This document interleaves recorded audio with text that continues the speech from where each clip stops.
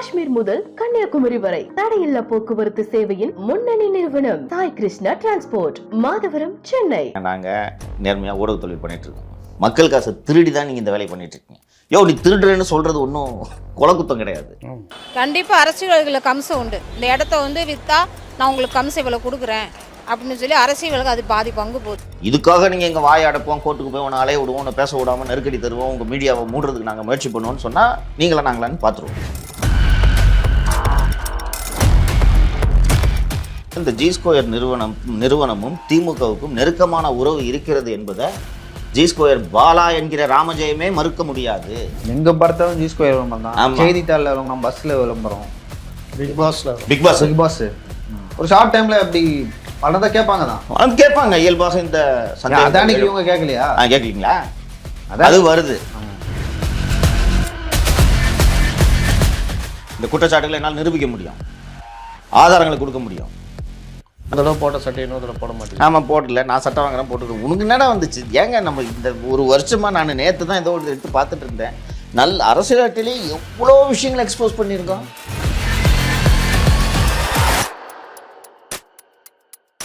நான் இப்போது நேயர்களுக்கு நாம் சொல்லிக்கொள்வது, நமக்கு அற்புதமான வழக்கறிஞர்கள் அமைந்திருக்கிறார்கள். இது தம்புனையில் மூர்த்தியின் மெகா ஊழல் ஆர் மெகா வசூல்னு வச்சிருக்கு. வணக்கம் சவுக்கு மீடியா நண்பர்களே. இன்றைய அரசியல் அரட்டையில் ஜி ஸ்கொயர் நிறுவனம் தொடர்ந்து 3வது முறையாக சவுக்கு மீடியாவுக்கு நீதிமன்றத்திலிருந்து சம்மன் அனுப்பியுள்ளது. தங்களை பற்றி அவதூறு பரப்புகிறார்கள் அப்படின்னு சொல்லிட்டு இந்த சம்மனை அனுப்பியுள்ளார்கள். இது பற்றியும் இந்த வழக்கின் பின்னணி பற்றியும் பார்க்கலாம். வணக்கம். வணக்கம். திமுக ஆட்சிக்கு கிட்டத்தட்ட 2 ஆண்டுகளுக்கு மேலே ஆகுது, 3 வருடம் ஆக போகிறது. அப்படி இருக்கும்பொழுது நீங்கள் தொடர்ந்து பேசிட்டு வரீங்க. நீங்கள் அதிமுக ஆட்சி காலத்திலும் பல நிறுவனங்களை பற்றி பேசுகிறீங்க. பெரிய பெரிய அப்பொழுது செல்வாக்காக இருந்த நிறுவனங்கள், அப்பொழுது அதிமுக ஆட்சியில் கோலாட்சிய நிறுவனங்களை பற்றிலாம் பேசுகிறீங்க. தற்போது இந்த திமுக ஆட்சியிலும் பேசிட்டு வரீங்க. தொடர்ந்து எல்லா நிறுவனத்தை பற்றியும் பேசிட்டு வரீங்க. முறைகேடுகள், என்னென்ன முறைகேடுகள் அதெல்லாம் பேசிட்டு வரீங்க. எனக்கு தெரிஞ்சு நான் கூட பயணிக்கிறேன், இந்த திமுக ஆட்சி வந்த பிறகு பயணிக்கிறேன். எனக்கு தெரிஞ்சு வேறு எந்த ஒரு நிறுவனமும் இந்த மாதிரி தொடர்ந்து சம்மன் அனுப்பிச்சதில்லை. அவங்க தரப்பில் பேசுவாங்க, அவங்க நியாயத்தை தெரிவிப்பாங்க. ஆனால் ஜி ஸ்கொயர் நிறுவனம் அவங்களுக்கு எப்படி சொல்கிறது, தொடர்ந்து சவுக்கு சங்கர் செயல்படக்கூடாது, சவுக்கு மீடியா செயல்படக்கூடாதுன்னு சொல்லிட்டு அந்த நோக்கத்திலேயே இந்த வழக்கெல்லாம் தொடர்ந்து போட்டு வராங்க. எப்படி பார்க்குறீங்க? அது மேலை நாடுகளில் இதை ஒரு இந்த லா டெவலப் ஆகிருக்கு. அதாவது எப்படின்னா, இங்கே அடானிஸ் அண்ட் அம்பானிஸ் இதை பண்ணிகிட்டு இருக்காங்க. இப்போ கூட இந்த கேட்கிற நேயர்கள் தேடி பார்த்து கண்டுபிடிக்கலாம். திருபாய் அம்பானி எப்படி இவ்வளோ பெரிய பணக்காரர் ஆனார், ரிலையன்ஸ் நிறுவனம் எப்படி இப்படி வளர்ந்தது அப்படின்றத ஒரு வெளிநாட்டுக்காரர் மிக அற்புதமான புத்தகம் ஒன்றை எழுதியிருக்கிறார். அந்த புத்தகத்துக்கு பெயர் தி பாலியஸ்டர் பிரின்ஸ். அவர் பாலிஸ்டர் இந்த விமன்லேருந்து தானே ஆரம்பிக்கிறார், பாலியஸ்டர் பிரின்ஸ். அந்த புத்தகம் இந்தியாவில் எந்த கடையிலையும் உங்களால் வாங்க முடியாது, கிடைக்காது. ஆன்லைனில் தான் கூகுளில் தானே பிடிஎஃப் கிடைக்குது, அதையும் சொல்லிடுறேன். டவுன்லோட் பண்ணி படிக்கலாம். ஃபுல்லாக படிச்ச பியூட்டிஃபுல் புக். ஓகேங்களா? அதே போல் மூத்த பத்திரிகையாளர் திரு பரஞ்சோய் தாக்கூர் தான். அவர் தான் தொடர்ந்து முதல்ல அம்பானியை பற்றியும் எழுதியிருக்காரு. அம்பானிஸ் கேஸ் வார்ஸ் அப்படின்னு சொல்லிட்டு எழுதியிருக்காரு. அடானியை தொடர்ந்து எக்ஸ்போஸ் பண்ணதில் பரஞ்சோய் தாக்கூர் ஒரு பெரிய பங்கு இருக்கிறது. அவருடைய தொலைபேசிகள் எல்லாம் அடானியை பற்றி அவர் கட்டுரை எழுதியதனால் அவருடைய தொலைபேசிகள் எல்லாம் பெகாசஸ் வந்துச்சு அப்படின்ற செய்திகள்லாம் சமீபத்தில் வந்தது. பரஞ்சோய் தாக்கூர் தான் டெல்லியில் இருக்கார். இப்போது அவர்கிட்ட போய் ஃபஸ்ட்டு எல்லாரும் பேரம் பேசுவாங்க. அதை சொல்லிடுறேன். பேரம் செட் ஆகலைன்னா என்ன பண்ணுவாங்கன்னா, கேட்கலையா உன்னை என்ன பண்ணுறேன் பாரு, ஆள் வச்சு அடிக்கலாம் முடியாது. அஸ்ஸாமில் போய் ஒரு டெஃபமேஷன் கேஸ் போடுறது. அஸ்ஸாமில் குடியிருக்கிற ஒருவர் அங்கே போய் போடுவார், நான் அடானி நிறுவனத்தில் வேலை பார்க்கிறேன், எங்களது நிறுவனத்தை பற்றி இப்படி தப்பாக அவதூறாக எழுதியிருக்கிறாரு, அவர் மேலே வழக்கு போடுங்கன்னு சொன்னோன்னு கோர்ட்டு சம்மன் அனுப்பும். அப்படி தான் நமக்கும் சம்மன் வந்திருக்கு. நீங்கள் அஸ்ஸாமுக்கு இங்கே ரெகுலராக போகணுமா? ஒரு அங்கே வக்கீல் வைக்கணும். ஒரு வாய்தாக்கு போகலன்னா வாரண்ட் இஷ்யூ பண்ணுவாங்க. சரி, அஸ்ஸாம் கேஸு போய் அட்டன் பண்ணிட்டு வரேன் அப்படின்னா. தெலுங்கானாவில் ஒரு கேஸ், தெலுங்கானாவில் இருக்க அடானி எம்ப்ளாயி போடுவார் ஒரு கேஸ். இப்போ நீங்கள் மாதத்தில் 5 ஹியரிங் வந்துச்சுன்னா கதை முடிஞ்சு. ட்ராவல் செலவு என்னாச்சு? மனசொரு சைக்காலஜிக்கலாக அஃபெக்ட் ஆகும். வேறு வேலை பார்க்க முடியுமா? முடியாது. இது ஸ்லாப் ஸ்ட்ராட்டஜின்ட்டு ஒரு ஆங்கிலத்தில் இதாக இருக்குது. இந்தியாவில் இன்னும் அந்த லா டெவலப் ஆகலை. ஆங்கிலத்தில் இது மேலை நாடுகளில், குறிப்பாக அமெரிக்கா போன்ற நாடுகளில் இந்த மாதிரி நீ சுற்றி சுற்றி டெஃபர்மேஷன் போட்டு கேஸ் போட்டுக்கிட்டு இருந்தீங்கன்னா அதை நிறுத்துறதுக்கு தேர் ஆர் ப்ரொவிஷன்ஸ். இந்தியாவில் அந்த லா இன்னும் இவால்வ் ஆகலை. இன்னொன்று பண்ணுறது அடானி அம்பானி போன்ற பெரிய நிறுவனங்கள்ன்றதுனால சரியாக கவுண்டர் பண்ண முடியலன்னே வச்சுக்கோங்க. இங்கே தமிழகத்தில் G2 நிறுவனம் இந்த முறையை கையாளுகிறது. உங்ககிட்ட மட்டும்தான் கையாளுதா? என்கிட்ட மட்டும்தான். அதுதான் யார் பேசுகிறாங்களோ அவங்கள்ட்ட கையாளும், யாரும் பேசணும். உங்களுக்கு நன்றாக நினைவு இருக்கும், திமுக ஆட்சி வந்ததும் திரு சங்கர் ஜிவால் அவர்கள் சென்னை மாநகர ஆணையராக இருந்தபோது விகடன் மேலே, என் மேலே, மாரிதாஸ் மேலே கண்ணன் அவர்கள் அடிஷனல் சவுத்தாக அது கண்ணன் தலையில் கட்டிட்டு உன்னை ட்ரான்ஸ்ஃபர் பண்ணதுக்கு பதிலாக நீ இருக்கிறதுலே அதிக மாமூல் வாங்கிக்கப்பா அப்படின்றாங்க. நார்த் ஜோனில் இதுக்கு முன்னாடி ஸ்ரீதர் இருந்தார் தெரியுங்களா? ஆமாம், ஸ்ரீதர் ஐஜி நார்த் ஜோனாக இருந்தார். ஸ்ரீதரோட மாத கலெக்ஷன் 60 லட்சம் அப்போது, 4-5 வருஷத்துக்கு முன்னாடி. அந்த கலெக்ஷன்லாம் பீட் பண்ணிட்டாரான் கண்ணன். அவர் தான் இன்றைக்கி டாப் வசூல். விலைவாசிலாம் ஏறுது இல்லை? கரெக்டுப்பா, ஒத்துக்கிறேன்ப்பா. அவருக்கு ப்ரொமோஷன் கொடுத்துக்கிறாங்க வழக்கு போடுறதுக்காக. யாருக்கு? கண்ணன். கண்ணன் இன்னும் ப்ரொமோட் ஆகல, ஐஜி தான் இருக்காரு. இல்லை, இங்கேருந்து சென்னையிலேருந்து. அதான் இங்கேருந்து சென்னையில் பணம் வரவங்கள ப்ரமோஷன் அது வாசம் தான் கொடுத்துருக்காங்க. ஸோ அப்போ ஒரு வழக்கு போட்டாங்க, உங்களுக்கு நினைவு இருக்கும். மாப்பிள்ளையோட நிறுவனம் தான் இந்த G2 அப்படின்ட்டு போட்டிருந்தாங்க. போட்ட உடனே விகடன் மேலே வழக்கு போட்டதெல்லாம் நீங்கள் பார்த்தா. ஆனால் நீங்கள் நேற்று வந்து உதயநிதியுடைய இது சொல்கிறேன், எல்லாத்தையும் வழக்கமாக சொல்கிறேன். மாப்பிள்ளை தான் வெளில போயிட்டாரே, இன்னைக்கு இப்போ யாருக்கிட்ட அதிகாரம் இருக்கு? அப்புறம் அதற்கு பிறகு விகடன் நடத்திய ஒரு விழாவில் மற்றும் விகடன் பத்திரிகைகளில் G2 விளம்பரங்கள் வருவதை நீங்கள் பார்த்துருக்கலாம். வர ஆரம்பிச்சிச்சா? ஆனந்த விகடன் மீது ஆனந்த விகடன் குழுமமும் அதற்கு பிறகு இந்த நிறுவனத்தை பற்றி எழுதுவதில்லை. இவங்களும் அந்த நிறுவனத்தின் மீது வழக்கு போடுவதில்லை. இப்போ இந்த நிறுவனத்தை பற்றி யாராவது எங்கேயாவது செய்தி வெளியிடுறாங்களான்னு கேட்டால் செய்தி வெளியிடுவதில்லை யாரும். நாம் தொடர்ந்து பேசிகிட்டு இருக்கோம். இன்னொன்று, வீட்டில் எனக்கு ஒரு லெட்டர் வந்துருந்துச்சு, நீங்கள் பார்த்தீங்க. அமலாக்கத்துறை சிபிஐக்கெலாம் போட்ட லெட்டரில் இந்த மாதிரி இந்த G2 நிறுவனம் தான் இதெல்லாம் பண்ணுது அப்படின்ட்டு ஒரு வார்த்தை அதில் இருந்துச்சு. நீ தான் படிச்சிங்க. இதுக்கு ஒரு கேஸு. நீங்கள் அங்கே போட்ட லெட்டரில் எப்படி அவங்களுக்கு போய் கேஸ் போடுறோம்? எப்படி? நீங்கள் அமலாக்கத்துறை யாரோ அமலாக்கத்துறைக்கு லெட்டர் போட்டிருக்காங்க, அமலாக்கத்துறைக்கு மற்றவங்களுக்குலாம் போட்டுட்டு நமக்கு ஒரு காப்பி போட்டிருக்காங்க, சவுக்கு சங்கர்னு. அதை நம்ம நிகழ்ச்சியில் படித்தோம்ல நம்ம. அதில் G2 ஒரு வார்த்தை வருதுல்ல, நீ எப்படின்ட்டு நம்ம மீடியா மேலே கேஸு. நான் தானே பேசினேன். நீ தான் பேசுனீங்க, டார்கெட் நான் தானே. கேஸு. இதற்கு பிறகு பார்த்தால் ஆகஸ்ட், இது நேற்று வந்து எனக்கு எழும்பூர் நீதிமன்றத்திலிருந்து நீதிமன்றம் அனுப்பிய சம்மன். இது ஆகஸ்ட் 2022 ஆதன் சேனலுக்கு கொடுத்த இன்டர்வியூக்கு இந்த வழக்கு. 2002 கொடுத்தது. 2022 சாரி, 2 வருஷம் கழிச்சு. 2 வருஷம் கழிச்சு இது இந்த வழக்கு. இதோட அதில் என்னென்னா, இந்த மாதிரி தப்பாக பேசிட்டீங்க அப்படி இப்படின்ட்டு பண்ணிவிட்டு இவர் வந்து நீதிமன்றத்தால் தண்டிக்கப்பட்டவர். இதுக்கப்புறம் தானே வழக்கு போட்டு நீங்கள் எதாவது பேசணுன்னா எங்கள்கிட்ட கேட்டு பேசணுன்னா அது தனி. ஆமாம், அதுனா அது எல்லாம் அதுக்குள்ளெல்லாம் இதெல்லாம் அடங்கிடும்ல. இல்லை, அது தனி. ஒவ்வொரு கேஸுக்கும், ஒவ்வொரு இன்டர்வியூக்கும் ஒரு கேஸு, புரியுதா? 10 இன்டர்வியூவில் நீங்கள் G2 பற்றி பேசியிருந்தீங்கன்னா 10 கேஸு போட்டால் இப்போ பேசுகிறலாம் எதுக்கு போடுவாங்க போல. போடுங்க. இல்லை, அந்த மாதிரி தான் பண்ணுறேன். அப்படி தான் பண்ணுங்கன்றேன். நீங்கள் பண்ணுங்க. எந்த நீதிமன்றமும் நீங்கள் ஒரு நிறுவனத்தை பற்றி பேசக்கூடாது என்று உத்தரவிடாது. உயர் நீதிமன்றமும் அந்த உத்தரவைத்தான் பிறப்பித்தது. ஜனநாயக ரீதியில் எந்த ஊடகமும் தன்னுடைய கருத்துக்களை சுதந்திரமாக பதிவு செய்கிறதுக்கு இந்திய அரசியல் சட்டத்தில் 100% உரிமை உண்டு. தனிநபருடைய ஆதிக்கத்தாலேயோ ஒரு தனிநபர்னாலோ எந்த ஒரு ஊடகத்தை தடுத்து நிறுத்த முடியாது. அதே சமயத்தில் அந்த ஊடகங்களும் வந்து மக்களுடைய நல்வாழ்வுக்காக, நலனுக்காக அது பாடுபடும் பொழுது முடிந்தளவுக்கு மக்களாகிய அதுக்கு நாம் கோஆப்ரேட் பண்ணணும், ஒத்துழைக்கணும்.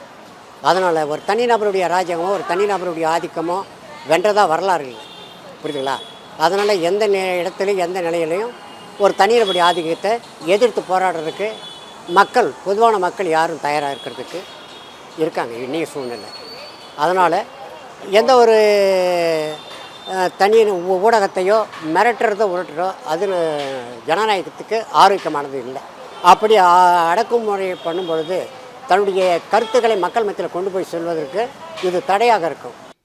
நியாயமாக பத்திரிகை தர்மத்தின்படி நீங்கள் அந்த நிறுவனத்தை பற்றி பேசுவதாக இருந்தால் அவர்களுக்கு ஒரு கடிதத்தை அனுப்பி, அவர்களுடைய கடிதமோ மெயிலோ ஏதாவது ஒரு மோடில் கம்யூனிகேஷன் அதை அனுப்பி 72 மணி நேரங்கள் கழித்து நீங்கள் அவர்களது விளக்கத்தை பெற்ற பிறகு நீங்கள் பேசலாம் அப்படின்னு அந்த நீதிமன்ற உத்தரவில் அப்படி தான் பிறப்பிக்கப்பட்டிருக்கு. நீங்கள் இந்த நிறுவனத்தை பற்றி பேசவே கூடாதுன்ட்டு நீதிமன்றம் சொல்லலையே. அதற்கு பிறகு நம்ம இந்த பரந்தூர் பற்றிலாம் ஸ்டோரி பண்ணோம். பரந்தூரில் வந்து அந்த பகுதி மக்கள் எல்லாம் சொன்னாங்கன்றது உங்களுக்கு தெரியும். அந்த கம்பெனி தான் சார் இதுங்கெல்லாம் வாங்கி போட்டுருக்குது அப்படின்ட்டு. அதை வந்து நம்ம அந்த நிகழ்ச்சியில் அதுக்கு நான் மெயில் அவங்களுக்கு அனுப்பிச்சிருந்தேன். அவங்க என்ன பதில் சொன்னாங்களோ அதை அப்படியே நிகழ்ச்சியில் படிச்சிட்டோம். அப்புறம் என்ன? அதுக்கு கேஸு அதில் அந்த மெயில் என்ன சொல்லியிருந்தேன்னா, உங்கள் ஸ்டோரியை முதல்ல நீ எனக்கு அனுப்பு, நாங்கள் பார்த்துட்டு அதுக்கப்புறம் எங்கள் பதிலை சொல்கிறோன்னு சொன்ன உடனே எனக்கு என்ன கேள்வியோ அதை மட்டும் தான் அனுப்ப முடியும். ஸ்டோரி அனுப்பி அப்ரூவல் வந்து நீ எடிட்டர் இல்லை, புரியுதா? யாரும் பண்ணவும் மாட்டாங்க. ஆனால் இவங்களுக்கு நினப்பு பார்த்தீங்களா? இப்போ நீங்கள் கேட்ட கேள்விக்கு வருகிறேன். இப்போது இவர் மாப்பிள்ளையோட அதிகாரம் எல்லாம் குறைந்து விட்டது. இன்னொன்று, இந்த G2 நிறுவனமும் திமுகவுக்கும் நெருக்கமான உறவு இருக்கிறது என்பதை G2 பாலா என்கிற ராமஜெயமே மறுக்க முடியாது. 2021 தேர்தல் அஃபிடவிட்டில் அண்ணாநகர் எம்எல்ஏ மோகன் கிட்ட 20 லட்ச ரூபா கடன் வாங்கியிருக்கீங்க இந்த நிறுவனம். இன்னைக்கு நீங்கள் பல ஆயிரம் கோடி ரூபாய் டேர்ன் ஓவர் ஆகக்கூடிய தொழிலை நீங்கள் செய்யலாம். எங்க பார்த்தாலும் G2 விளம்பரம் தான். செய்தித்தாளில் விளம்பரம், பஸ்ஸில் விளம்பரம், பிக் பாஸ் ஒரு ஷார்ட் டைம்ல அப்படி பலதை கேட்பாங்க தான். கேட்பாங்க இயல்பாக. இந்த அதானிக்கு இவங்க கேட்கலையா? கேட்கலீங்களா? அது வருது.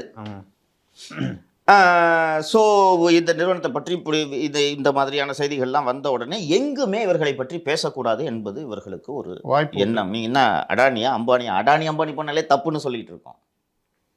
சின்னவரோட ரோல் இதில் எப்படி வருதுன்னு கேட்டிங்கன்னா, ஸோ அந்த திமுக அந்த தொடர்பு சொல்லிட்டு இருந்தேன் நான். அவர் கடன் வாங்குறது ஆன் ரெக்கார்டு அஃபிடவிட்லேயே டிக்ளேர் பண்ணியிருக்காரு.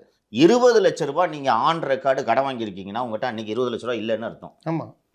அடுத்த வருஷம் எப்படி சார் 6000 கோடி டேர்ன் ஓவர் பண்ணுறீங்க? இது இயல்பாக ஒரு மனுஷனுக்கு சந்தேகம் எழுமா எழாதா? அண்ட் இன்னொன்று, RERA and CMDA and town and country planning approval list எடுத்து பாருங்கள். வேறு எந்தெந்த ப்ராஜெக்ட்ஸுக்கெல்லாம் குயிக்காக அப்ரூவல் ஆயிருக்குன்னு பார்த்தா அதன் தொடர்பு எங்கே இருக்கிறது என்பது தெரியும். ஓகேவா? ஸோ இது நாம் இதன் மூலம் சொல்லிக்கொள்ள விரும்புவது, இது ஏன் வந்து உதயநிதி ஆப்ரேட் பண்ணான்னு கேட்டிங்கன்னா, மாப்பிள்ளை ஆரம்பத்தில் இதெல்லாம் பண்ணிக்கிட்டு இருந்தார். பண்ணி முடிச்சுட்டு மாப்பிள்ளைக்கு நடுவில் நீங்கள் இந்த பக்கம் இதுலையும் தலையிடாது அப்படின்ட்டு போனாங்க. G2 நிறுவனத்தின் மீது கடந்த ஏப்ரல் 2023 வருமான வரித்துறை சோதனைகள் நடந்தது. அந்த சோதனைகளை ஒட்டி சோதனை செய்யப்பட்ட மற்றொருவர் ஆடிட்டர் சண்முகராஜ். ஆடிட்டர் சண்முகராஜ் யார் என்பது ஊருக்கே தெரியும். ஆடிட்டர் சண்முகராஜ் தான் திமுகவோட பார்ட்டி ஃபண்டை மேனேஜ் பண்ணுறாரு. ஸோ வருமான வரித்துறை ஒரு நிறுவனத்தின் மீது சோதனை நடத்தும் போது திமுகவுக்கு நெருக்கமான ஆடிட்டர் வீட்லேயும் ஒரே நேரத்தில் சோதனை நடத்துகிறாங்கன்னா காரணம் இல்லாமல் வருமான வரித்துறை அதிகாரிகள் இப்படி செய்வாங்களே? அப்போ நம்ம இந்த நிறுவனத்துக்குள்ள சர்ச்சுக்கு போவோம், போர் அடிக்குது, பக்கத்து வீடு தான், அங்கேயும் போயிட்டு வரலான்ற சர்ச் யாராவது பண்ணுவாங்க? There is some connection. அது ஒரு 2 மாசமா எடுத்து எல்லா இதெல்லாம் எடுத்துட்டு தான் 6 மாதம் ஒர்க் பண்ணுவாங்க முத்தலீஃப். 6 மாதம் ஒர்க் பண்ணுவாங்க. சும்மான ஒரு வீட்டுக்கெல்லாம் போக மாட்டாங்க. ஸோ இது தெல்ல தெளிவாக தெரிகிறது. மாப்பிள்ளையோட அதிகாரங்கள்லாம் குறைஞ்ச உடனே இன்னைக்கு ஃபண்டிலேருந்து எல்லாத்தையும் மேனேஜ் பண்ணுறது சின்னவர் தான். அவர் நேரடியாக கையில் யாருமே வாங்க மாட்டாங்க. அப்படி எல்லாவற்றையும் மேனேஜ் செய்வது இவர் தான். இந்த அடிப்படையில் இவரின் சம்மதம் இல்லாமலா இந்த வழக்குகள் நடக்கும்? கேட்பாங்க. அவரும் பாதிக்கப்படுகிறார். நம்ம பேசுறதுனால எழுதுறதுனால, ஏன்னா அவரையும் தொடர்ந்து எக்ஸ்போஸ் பண்ணிட்டு தான் இருக்கும். அவர் ஒரு வாழும் திராவிட செம்மல்னு தானே இன்றைக்கி ஊடகங்கள் எழுதி கொண்டிருக்கின்றன. உதயநிதி இங்கிட்டு போனார், கலக்கிட்டாரு, சும்மா போய் கெத்தா பிஎம்டே பேசிட்டு வந்துட்டாருன்னு பேசிக்கிட்டு இருக்காங்க. அது என்ன பண்ணிட்டு இருக்காருன்றதை நம்ம எடுத்து சொல்கிறோம். ஸோ இப்போ சவுக்கு மீடியா மூடப்பட்டால் உதயநிதிக்கு சந்தோஷமா இல்லையா? ரொம்ப சந்தோஷம். அவர் நேரடியாக டெஃபமேஷன் போட்டால், சின்ன ஒரு டெஃபமேஷன் போட்டார்ன்ற பேர் தானே வரும். இன்னும் கொஞ்சம் பிரச்சனை வரும். இன்னொன்று, டெஃபமேஷன் போட்டால் கோர்ட்டில் போய் சாட்சி சொல்கிறதுக்கே அலுப்பு பட்டுக்கிட்டு தானே இந்த மதன் ரவிச்சந்திரன் மேலே போட்ட டெஃபமேஷன் விட்ரா பண்ணாங்க. ஆமாம். இல்லை, அதுக்கு பின்னாடி இன்னும் கொஞ்சம் இருக்குல்ல, தெரியுதுல்ல, விட்ரா பண்ணாங்க இல்லையா? அப்போது இவங்க தொடர்ந்து நம்ம எது பேசினாலும் இதை போட்டுட்டு இருக்காங்கன்னா பின்னாடி யார் இருப்பா? இவர் தான், இவருடைய இது இருக்குது. அண்டு இது எல்லாத்தையும் கோஆர்டினேட் பண்ணுறது உளவுத்துறைன்றதை நம்ம தொடர்ந்து சொல்லி கொண்டிருக்கிறோம். உளவுத்துறை தான் இதையெல்லாம் கோஆர்டினேட் பண்ணுது அப்படின்றதுக்கான இன்னொரு சான்றையும் இப்போது நாம் எடுத்து வைக்க போகிறோம். நான் இப்போது நேயர்களுக்கு நாம் சொல்லிக்கொள்வது, நமக்கு அற்புதமான வழக்கறிஞர்கள் அமைந்திருக்கிறார்கள். நீங்கள் வெளிப்படையாக பதிவு பண்ணுறேன், பேரை சொல்ல விரும்பல. வழக்கறிஞர்கள் மட்டுமா? எல்லாரும் இருக்காங்க. அதிக G2 ஆளுகுது. வேண்டாம், விட்டுருங்க, சொல்லாதீங்க. என்ன, நான் வழக்கறிஞர் பேரை சொல்ல விரும்பலை. 10 பைசா ஃபீஸ் வாங்காமல் தான் இவ்வளவு வழக்குகளையும் நடத்தி கொண்டிருக்கிறார். நன்றி சொல்லணும். அந்த பேர் சொல்லக்கூடாதுன்னு ரொம்ப பர்டிகுலராக சொல்லிட்டாங்க. இந்த போராட்டத்துக்கு தாங்கு கோல்ன்றது சட்ட போராட்டம் தான். அதுக்கு உதவி பண்ணுறவங்க வந்து தன்னெழுச்சியாக பண்ணுறாங்கன்னா உண்மையிலேயே பாராட்டணும். திமுகவுக்கு எதிராக ஆமா. ஃப்ரீயா பண்றதோட ஒரு ஆட்சி அவங்கள்ட்ட அதிகாரம் இருக்கு. காலத்து போடவே 5000 வாங்குற காலத்தில் ஃப்ரீயாக பண்ணுறாங்க நல்ல விஷயம். இப்போ பண்ணுறாங்க, போயிட்டு நான் ஃபீஸ்லாம் ஏதாவது கொடுத்துறேன் சார் அப்படின்லாம் போகும்போது போ நீ வேலை பாரு, நீ அந்த வேலை பாரு, இதை நாங்கள் பார்த்துக்கிறோம் அப்படின்ட்டு தான் சொல்லி அனுப்பிச்சாங்க. இது மாதிரி ஏதாவது வழக்கு வந்துச்சுன்னா ஸ்கேன் பண்ணி அனுப்பிச்சிடுவேன், அப்போ வந்து கையெழுத்து போட்டு பண்ணுவாங்க, போட்டுட்டு போவேன். அவங்க பாட்டுக்கு வழக்கு நடத்திடுவாங்க. அப்போ இது வந்துச்சு இப்படி சொன்னாங்க. இதே ஆணவத்தில் ஆடினவர் தான் இன்னைக்கு கேசரி சாப்பிட்டுட்டு இருக்காரு. அவரு இது மாதிரி 5 டெஃபமேஷன் போட்டாரு. 5 டெஃபமேஷன் போட்டோமா ஒரு வாரத்தில் போயிட்டாரு. இன்னொன்று அவரை பற்றி யார் பேசினாலும் அவங்களுக்கு எதிராக வழக்கு பாயும். இப்படி இன்னொன்று இந்த பாருங்க, நாங்கள் நேர்மையாக ஊடக தொழில் பண்ணிட்டு இருக்கோம். மக்கள் காசை திருடி தான் நீங்கள் இந்த வேலையை பண்ணிட்டு இருக்கீங்க. நீ திருடுறேன்னு சொல்றது ஒன்றும் குலக்குத்தம் கிடையாது.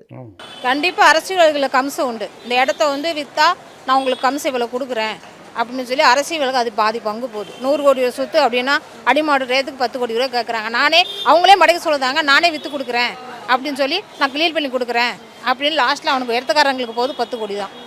அது கூட விற்க முடியல. அது அடிமாடு ரேட் தான் கேட்காங்க. 10 கோடி பேசுகிறாங்க, திருப்பி குறைச்சி தான் கேட்குறாங்க.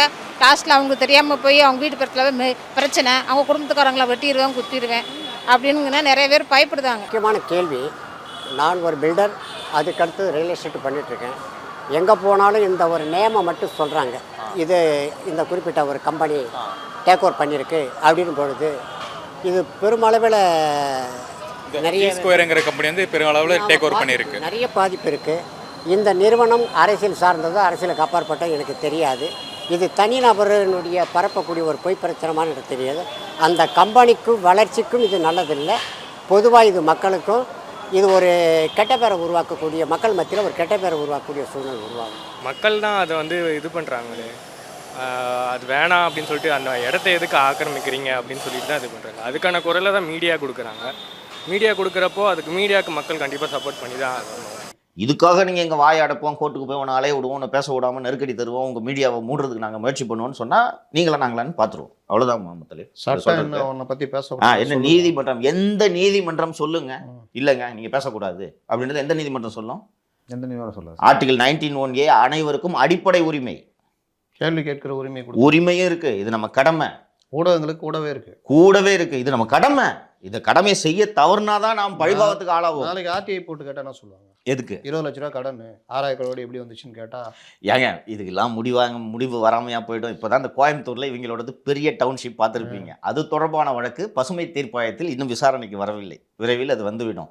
விசாரணை நடக்காமே போயிடுமா? ஒரு விஷயம் சொல்றேன் நான், அந்த வக்கீல் அம்மா இருந்தாங்கல்ல, தலித் பிரவீன், நான் பேரோட கரெக்டாக சொல்கிறேன். கரெக்டாக அவங்க வந்து சும்மா போயிருந்தா இது மேட்டரே வந்திருக்காது. கரெக்டா? நிச்சயமா. நான் வந்து நல்ல நோக்கத்துக்கு தான் நான் வந்து ஆமாம் அந்த ஸ்டோரி பண்ணலாம், என்னன்றதை விசாரிங்க பேசுங்கன்னு தான் சொன்னீங்க. நீங்கள் உங்களுக்காக தான் நான் பண்ணுறேன். அதை எடுத்து அந்த மைனர்கள் கையில் கொடுத்து பண்ணுறேன்னா உளவுத்துறைன்னு சொல்லுங்க பஸ். அதான் அந்த இவங்களுடைய லிங்க். இப்போ அதோடைய விளைவு அனுபவிக்கிறது யாரு? நீங்க ஊர் பூரா தெரிஞ்சிச்சா நீங்க யாருன்னு? நீ என்னதான் நீ உருட்டிக்கிட்டு ஏழை விவசாயிகள்னு சொன்னாலும் அந்த விவசாயிகள் மேலே வழக்கு மற்ற விஷயங்கள் எல்லாம் வெளியே வந்துச்சா? அது வெளியே வரதுக்கு என்ன காரணமா அமைஞ்சது? அப்புறம் உங்க கணவர் வந்து நிர்மலா சீதாராமன் அவர் யாரோ இந்த மாதிரி யாரோன்றது வந்து ஒன்னா சேர்த்து வச்சு நம்ம தானே நம்ம. அப்போ இந்த அவருடைய எத்தனை அவர் மேல பிரச்சனை இருக்குன்னு சொன்னது நம்ம தானே. நீ ஒழுங்கா போயிருந்தா நீ ஒரு பெரிய தியாகியா இருப்ப, நீ ஒரு தியாகியா இருப்ப. வந்து நோன்னா அந்த பிரச்சனை வரும். இது எல்லாருக்கும். செந்தில் பாலாஜி அவர் நிச்சயமா செந்தில் பாலாஜிக்கு இந்த ஐடியாவெல்லாம் கொடுத்து கொண்டு போய் முட்டு சந்தில் நிப்பாட்டு வந்து உளவுத்துறை. இதுக்கு அடுத்து புதுசா இப்போ ஒருத்தர் முட்டு சந்துக்கு வந்துட்டு இருக்காரு. CMDA member secretary Anshul Mishra. கீழாம்பாக்கம் பேருந்து நிலையம் தொடர்பாக நாம் ஆவணங்களோடு ஸ்டோரி பண்ண உடனே மீட்டிங்கில் எல்லாரையும் கூப்பிட்டு உட்கார வச்சு இந்த ஆஃபீஸ்லேருந்தே யாரும் அவனுக்கு தகவல் கொடுக்குறீங்க? அதையும் கொடுத்துட்டாங்களா? உளவுத்துறையில் நான் சொல்லி உங்கள் எல்லாரையும் கண்காணிக்க சொல்லியிருக்கேன். வாட்ஸ்அப்பில் பேசினா கண்டுபிடிக்க முடியாத உளவுத்துறையில் சொல்லி சொன்ன அப்படியே சொல்கிறார். அதை அப்போ ஐஏஎஸ் ஆஃபீஸர்லாம் உளவுத்துறையில் உங்கள் எல்லாரையும் நான் வாட்ச் பண்ண சொல்லியிருக்கேன். நான் இதை கண்டுபிடிக்காம விட மாட்டேன். கண்டுபிடிச்சு என்ன பண்ண போறாரு? கண்டுபிடிச்சு என்ன பண்ண போறாரு? கண்டுபிடிச்சு பார்ப்போம். கண்டுபிடிச்சு என்ன பண்ண போறாரு? இதுங்க அடுத்த ஐட்டம் வச்சிருக்கேன் அவருக்கு. வருது. நீங்கள் கொள்ளை அடிப்பீங்க, ஊர் மக்கள் காசை அடித்து நீங்கள் உல்லாச வாழ்க்கை வாழுவீங்க. இதை நாங்கள் கேள்வி கேட்டால் இங்கே வாய அடைப்பீங்களா நீங்கள்? அதோட ஒரு பகுதி தான் இது. இதுக்கு பின்னாடி உளவுத்துறை இருக்குது. குறிப்பாக என் ஃபாதர் ஜான் இருக்கார். ஓகேங்களா? அவர் தான் இன்னும் உளவுத்துறை ஆப்ரேட் பண்ணிட்டு இருக்காரு. செந்தில்வேலன் அவருடைய அடியாளாக வேலை செய்து கொண்டு இருக்கிறார். சரிங்களா? இது முடிஞ்சிருச்சு. ஸோ அவர் சொல்லிவிட்டு அவரும் நான் ஏன் இதை சொல்கிறேன்னா, நார்மலி ஐஏஎஸும் போலீஸும் ரொம்பலாம் நெருங்க மாட்டாங்க, ஹோம் செக்ரட்டரி இருக்கவங்களை தவிர நெருங்க மாட்டாங்க. இது தனி, அது தனி. ஏங்க உளவுத்துறை சிஎம் கிட்ட இருக்குதுங்க. சிஎம் ஒரு ஐஏஎஸ் ஆஃபீஸர் நான் ஆணையிட்டு இருக்கேன்னா எப்படி தைரியம் இருக்கும்? எப்படி அந்த தைரியம் வருது? அதுவும் அந்த கூட்டத்தில் பேசுற ஸ்டாஃப் முன்னாடி பேசுறாரு. தனியாக ரூம்குள்ளே வந்து நான் இன்ட்டில் சொல்லியிருக்கேன்னா அது வேற. அப்படி சொல்லலாம். இங்கே ஸ்டாஃபுக்கு முன்னாடி நான் இதை கண்டுபிடிக்காம விட மாட்டேன், நீங்கள் தான் தகவல் கொடுக்குறீங்கன்னா இதை சொல்லி நேற்று முந்தா நாள் தான் ஒரு மிரட்டி இருக்காரு. நேற்று ஒரு 5 டாக்குமெண்ட் எடுத்து கொடுக்குறோம். சொன்ன பிறகுதான் புது ஐட்டம் ஒர்க் பண்ணிட்டு இருக்கேன். முடிச்ச உடனே இதுக்கு முழு காரணமா அன்சுல் மிஸ்ரா. இன்னும் கொஞ்சம் நாள்ல தைரியமா அவங்க போன் எல்லாத்தையும் டேப் பண்ண சொல்லிக்கிறேன் கூட சொல்ல. அதெல்லாம் சொல்ல ஆரம்பிச்சிட்டாங்க முத்தலி. சொல்ல இதுதான் சொல்றாரு, வாட்ஸ்அப்ல பேசினா தெரியாதுன்னு நினைக்காதீங்கன்னு சொன்னார்னா என்ன அர்த்தம்? அந்த டேப் பண்றோம், எடுக்கிறோம். இப்போ இதே போல உளவுத்துறையில் இருப்பவர்கள் ஆலோசனை செய்த மற்றொரு விவகாரம் குறித்து தான் இப்போது பேச இருக்கிறோம். கடந்த 8ஆம் தேதி அமைச்சர் பத்திரப்பதிவுத்துறை அமைச்சர் மூர்த்தி ஒரு மறுபறிக்கை வெளியிட்டிருந்தார் பார்த்தீங்களா? எது சம்பந்தமா? இந்த பாருங்க, படிங்க, ஹெட்டிங் மட்டும் படிங்க. பத்திரப்பதிவுத்துறையில் அமைச்சரின் பெயரில் ஒவ்வொரு ஆவணத்திற்கும் பணம் பெறுவதாக பொய்யான குற்றச்சாட்டு. வணிக வரி மற்றும் பதிவுத்துறை அமைச்சர் மூர்த்தி மறுப்பு அறிக்கை. அடுத்தது படிக்கவா இல்ல? வேணாம் போதும். அது சும்மா இதுதான் நாங்க இவ்வளவு சிறப்பா செயல்படுறோம், இயேசுநாதருக்கு அடுத்தபடியா தூய்மையானவன் இந்த மூர்த்தி தான், இப்படிதான் இருக்குதுல. தூத்துக்குடி அருணா ஜெகதீஷன் அறிக்கை சரி செய்து அந்த மாதிரி அறிக்கை, அது மாதிரி தான். ஓகேவா? இது மாதிரி எத்தனை இப்போ அமைச்சர்கள் மீது ஊழல் கூட. ஏங்க இதுவே கேவலமான அறிக்கைங்க. என் பேர்ல இந்த மாதிரிலாம் பண்றாங்கன்னா அப்ப நடக்குது. சொல்றேன் என்ன நடக்குதுன்னு சொல்றேன். இவர் சும்மா இருந்தா பேசாம போயிருந்திருக்கலாம். மறுபறிக்கை விட்டார்ல, எடுத்து அதுக்கு தான் டீட்டெயிலோட வந்திருக்கிறேன். சரியா? ரொம்ப நாளா கேட்டுருந்தாங்க, ஏங்க மூர்த்தி பத்தி பேசுங்க, மூர்த்தி பத்தி பேசுங்க. சும்மா தானேங்க இருந்தேன். இப்படி யார் உனக்கு 5 பக்கத்துக்கு அறிக்கை யார் கூட சொன்னது? இது சொல்லிட்டு கடைசி அவர் என்ன சொல்றான்றதை பார்த்துடலாம். அதில் மீதிலாம் வந்து நாங்கள் தமிழக அரசுக்கு வருவாயை பெருக்கி கொடுத்துருக்கோம், இது கொடுத்துருக்கோம், அது கொடுத்துருக்கோம், நான் வந்த பிறகு தான் சாஃப்ட்வேர்லாம் இம்ப்ரூவ் பண்ணியிருக்கேன்றதெல்லாம் நிறைய சொல்லிட்டு மாநாட்டை இப்போ நான் தான் பார்த்துக்கிறேன். கடைசியாக சம்மப் வந்து என்ன பண்ணுறாருன்னா, ஆவணங்களின் பதிவிற்காக அரசுக்கு செலுத்த வேண்டிய கட்டணங்களை தவிர கூடுதலாக பணம் எதுவும் கொடுக்க தேவையில்லை என்று ஏற்கனவே தொடர்ந்து வலியுறுத்தி சொல்லப்பட்டு வருவது போலவே தற்போது மீண்டும் அதே கருத்து வலியுறுத்தப்படுகிறது. பதிவுக்கு வரும் ஆவணங்களுக்காக அரசுக்கு செலுத்த வேண்டிய கட்டணங்களை பதிவு பொதுமக்கள் ஆன்லைன் வழியாகவே செலுத்த வேண்டும் என்பதை தவிர கூடுதலாக எந்த தொகையும் கொடுக்க தேவையில்லை. இதை மீறி இடைத்தரகர்களோ ஆவண எழுத்தர்களோ சார்பதிவாளர்களோ கையூட்டு கோரினால் இது குறித்து கீழ்க்கண்ட எண்ணில் தொடர்பு கொண்டு புகாரை தெரிவிக்கலாம். கையூட்டு தொடர்பான புகார்களை பதிவுத்துறை தலைவருக்கோ அல்லது ஊழல் தடுப்பு மற்றும் கண்காணிப்பு துறைக்கோ அனுப்பலாம் எனவும் கேட்டுக்கொள்ளப்படுகிறது அப்படின்னு பொதுமக்கள் புகார் தெரிவிக்க வேண்டிய தொலைபேசி எண்கள்லாம் போட்டிருக்காரு. மேலும் ஒரு துறை செயலர் கொடுத்தாலே போதும், இவர் எது கொடுக்கும்? வரேன் நான் இதில். இது வரைக்கும் இது மாதிரி எத்தனை அமைச்சர் இதுக்கு முன்னாடி நீங்கள் கடந்த காலத்தில் நீங்கள் பார்த்துருக்கீங்க? நீங்கள் சீனியர் ஜேர்னலிஸ்ட் சொல்லுங்க. கிடையாது. எம்ஜிஆர் தான் ஒரு தடவை கொடுத்தாரு, என் பேர்லையோ யார் பேர்லையோ யாராவது இது பண்ணா அப்போ அதுவே பெருசா பாதிக்கப்பட்டது. இல்ல சிஎம் பேசலாம் முத்தலீஃப். இல்ல அறிக்கை கொடுத்து ஜானகி அம்மா அந்த குடும்பம் ஏதோ ஒன்று அறிக்கை கொடுத்தாங்க, அவருக்கு தான் 80களில். எனக்கு அது தெரியாது, விவரம் தெரியாது எனக்கு. சிஎம் நார்மலாக பேசுவாங்க. இன்னொன்று லஞ்சம் குற்றச்சாட்டு வந்து எல்லாரும் சொல்லுவாங்க, நீங்கள் அதுக்கு ஒருத்தருக்கும் அமைச்சர் பதில் சொல்லிட்டு இருப்பாரு. அதான் சொல்கிறேன், துறை செயலர் யாராவது சொல்லுவாங்க, விட்டு போயிடுவாங்க. இவர் வந்து இந்த மாதிரி அதாவது 10 பைசா கூட லஞ்சம் வாங்கலையா? இந்த ஆலந்தூர்ல ஒரு மாதிரி நினைச்சேன், சென்ட் தாமஸ் மவுண்ட் ஒரு நிலம், அது ஒன்னே எடுத்துக்காட்டு ஒரு பண சோறுக்கு ஒரு அதை விட அற்புதமான பல ஐட்டங்களை எடுத்துக்கொண்டு வந்திருக்கிறேன். இது தம்புனையில் வந்து மூர்த்தியின் மெகா ஊழல் ஆர் மெகா வசூல்னு வச்சது. வளர்ப்பு மகன் திருமணத்திற்கு பிறகு மிக பிரம்மாண்டமான திருமணம் இவர். அதை விட அதிகமா. ஆமா, அதை விட அதிகம். அதுக்கப்புறம் பிரம்மாண்டம். மூர்த்தி வந்து இது ஏற்கனவே இந்த டபுள் டாக்குமெண்ட் இதெல்லாம் இன்னும் நடந்துகிட்டு இருக்கு. அதை சொல்கிறேன், அதை பற்றி விரிவாக தனியாக டபுள் டாக்குமெண்ட்டுக்கு மட்டும் ஒரு ஸ்டோரி பண்ணுவோம். ஆமாம், அது தெரியல. வாசல் ஓசி ஓஎம்ஆர் இசிஆர் ஃபுல்லாக டபுள் டாக்குமெண்ட். ஏன்னா இதெல்லாம் 70களில் வாங்கின 60களில் வாங்கின நிலம். பல விஐபிஸ் வாங்கி வீடு கட்டிக்கிறாங்க. அது நல்ல டீட்டெயிலாக அதை பண்ணலாம். முக்கால்வாசி டபுள் டாக்குமெண்ட்டு. துக்காண்டி ஞாபகம் இருக்கா? அது சாம்பிள். இன்னைக்கு இருக்கிற பெரும்பாலான ப்ராப்பர்ட்டிஸ் டபுள் டாக்குமெண்ட். அவர் சிம்பிளாக அதோட இது சொல்லிடுறேன். 2 பேர் தான் லேஅவுட் போடுறாங்க ஈசிஆரில். விஜிபி இன்னொரு நிறுவனம் 2 பேர் தான். இங்கே திருவான்மையூரில் ஆரம்பித்து அந்த எண்டு வரைக்கும் நமக்கு தெரிஞ்ச ஒரு 20 வருஷத்துக்குள்ள தானே ஈஸியெல்லாம் டெவலப் ஆச்சு. அதுக்கு முன்னாடி காடு இல்லை, ஒரு டைடல் பார்க் வந்தா 30 வருஷம் இல்லை மேக்ஸிமம் 30 வருஷம். மேக்ஸிமம் 30 வருஷம். இது லியோ 90ஸ்ல ஏர்லி 90ஸ்ல நான் சோழிங்கநல்லூர்ல சத்யபாமா காலேஜ் திறந்த சமயத்தில் நான் போயிருக்கேன். காடு நான் பார்த்துருக்கேன். மாங்காடு 2 பக்கமே மாங்காடு. நான் தான் சார் ஒரு 15 வருஷம் இருந்தேன். 90s கிடையாது, டைட்டில் பார்க் வந்த அப்புறம் தான் அப்ப 96க்கு பிறகு 25 years. சோழிங்கநல்லூர் டைரி முத்தலி ஆவின். சோழிங்கநல்லூர் டைரி ஆமா. வருது. வருது. ஆனா வந்து இந்த எனக்கு development ஞாபகம் இருக்கு, எல்லாமே எங்க அப்பா ஆவின்ல டெப்டேஷன்ல இருக்காரு. சோழிங்கநல்லூர் டைரிக்கு போயிட்டு வந்தப்போ 2400 சதுரடி 20,000 ரூபாய் சோழிங்கநல்லூர்ல. நான் சொல்றேன், இப்போ சோழிங்கநல்லூர் டைரி திறந்த சமயத்துல 2400 சதுரடி 20,000 ரூபாய். அப்போ 20,000 ரூபாய் பெரிய தொகை, ஓகேங்களா? அப்படி தான் இருந்தது. ஸோ நிறைய டபுள் டாக்குமெண்ட்ஸ்லாம் இருக்குது, அதெல்லாம் நடந்துட்டு இருக்கு. பின்னாடி தனியாக விரிவாக பேசுவோம். மூர்த்தி இந்த பத்திரத்துக்கு காசு வாங்குறது இதெல்லாம் தனி. மூர்த்தி டிரான்ஸ்ஃபரில் சம்பாதிக்கிறத மட்டும் நான் சொல்கிறேன். மூர்த்தி ஒவ்வொரு மாறுதலுக்கும் பணம் மினிமம் 50 லட்சமா? லட்சம். அப்படின்னா சார் எப்படி சார் சம்பாதிக்க முடியும்? இப்போ ஒரு டிரான்ஸ்ஃபரில் மாறாருன்னு வச்சுங்களேன், எப்படி சம்பாதிக்க முடியும் அந்த அதிகாரியால்? ஒரு இந்த பில்டிங் இந்த ஒரு ஃப்ளோரை நீங்கள் ரெஜிஸ்டர் பண்ணுறீங்க. சப் ரிஜிஸ்ட்ரார் நினச்சாருன்னா 1% இதில் ஏற்றினார்னா நீங்கள் ஒரு 20 லட்ச ரூபா கூட கட்ட வேண்டி வரும். இறக்குனாருன்னா 20 லட்சம் மிச்சம் பண்ணுவீங்க. அதில் 5 லட்சத்தை என்கிட்ட கூட இறக்குறேன்னு சொன்னார்னா, இல்லை கொடுக்கல, லஞ்சம் கொடுக்கல, இப்போ என்ன மாதிரி திமிர்த்தனமாக பேசுகிறீங்க, நான் ஏன் கொடுக்க வேண்டும் லஞ்சம்னு பேசுகிறீங்க. அந்த paper refer to additional collector stamps, revenue department. அங்கே போய்டும். அவருக்கு தனியாக காசு கொடுக்கணும். அவர் கொடுக்கலன்னா இந்த பத்திரத்தின் மதிப்பு குறைவாக மதிப்பிடப்பட்டுள்ளது, கூடுதலாக 2% முத்திரை கட்டணமா, தாள் கட்டணம் கட்டணும்னு சொல்லிட்டு அவர் எழுதி அனுப்பிச்சிட்டாருன்னா, அப்போ அந்த சப்ரிஜிஸ்ட்ரார் கூப்பிட்டு சொல்லுவார், இதுக்கு முதல்ல என்கிட்ட 5 லட்சத்தை கொடுத்துட்டு போயிருக்கலாம். அவர் வேற 1% குறைக்கிறேன்னு சொன்னாரு. 40 லட்சம் ஆயிடுச்சு. டீட்டெயிலாக சொல்கிறேன். நார்மலாக வந்து பெரும்பாலான டிபார்ட்மெண்ட்ஸு, போலீஸு, இது எல்லா டிபார்ட்மெண்ட்ஸையும் பார்த்தீங்கன்னா ட்ரான்ஸ்ஃபர் மொத்தமாக தான் போடுவாங்க. ஒரு ஏ 2 மே ஒட்டி அது பாலிசியே இருக்குது. இந்த பிள்ளைகளோட அட்மிஷன் சிக்கலாகாமல் ட்ரான்ஸ்ஃபர் போடணும் அப்படின்றதுக்காக 3 வருஷம் யார் யாரெல்லாம் முடிச்சாங்களோ மொத்தமாக கணக்கெடுத்து ஏப்ரல் மாதம் கவுன்சிலிங்லாம் நடத்திட்டு போடுவாங்க. அப்போ உனக்கு எங்கே போயிடும், அங்கே வேகன்சி இருக்கா, சரி போப்பா அப்படின்ட்டு கவுன்சிலிங் பண்ணி போடுவாங்க. இப்போ நீங்கள் பார்த்தீங்கன்னா கடந்த 1 வருஷமாக பத்திரப்பதிவுத்துறையில் மொத்தமாக ட்ரான்ஸ்ஃபர் ஆர்டரே வராது. கடைசியாக ஒரு 6 மாதத்துக்கு முன்னாடி ஒன்று வந்துச்சு, அதுக்கப்புறம் எதுவும் வராது. இப்போ இண்டிவிஜுவல் ட்ரான்ஸ்ஃபர் ஆர்டர்ஸ் தனித்தனியாக.